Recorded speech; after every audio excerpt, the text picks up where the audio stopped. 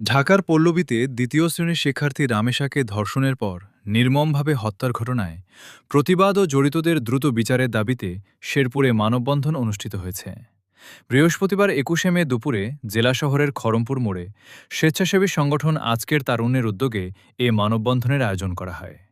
মানববন্ধনে শেরপুরে বসবাসরত নিহত রামেশার চাচা শফিউদ্দিন মোল্লাসহ বিভিন্ন সামাজিক, রাজনৈতিক ও সাংস্কৃতিক সংগঠনের নেতাকর্মীরা অংশ নেন। সংগঠনের সভাপতি রবিউল ইসলাম রতনের সঞ্চালনায় বক্তব্য রাখেন শেরপুর প্রেস ক্লাবের কার্যকরী সভাপতি রফিক মুজিদ, সাধারণ সম্পাদক মাসুদ হাসান বাদল, কাউন্সিলর মাসুদ রানা, শ্রমিক দল নেতা শওকত হোসেন, কাজী মাসুম সহ আরও অনেকে। বক্তারা বলেন, শিশু রামেশার হত্যাকাণ্ড পুরো দেশকে নাড়া দিয়েছে। এ ধরনের নৃশংস ঘটনার সঙ্গে জড়িতদের দৃষ্টান্তমূলক শাস্তি নিশ্চিত করতে হবে, যাতে ভবিষ্যতে কেউ এমন অপরাধ করার সাহস না পায়। তারা হত্যাকাণ্ডের কয়েক ঘণ্টার মধ্যেই মূল আসামিকে গ্রেপ্তার করায় আইনশৃঙ্খলা বাহিনীর তৎপরতার প্রশংসা করেন।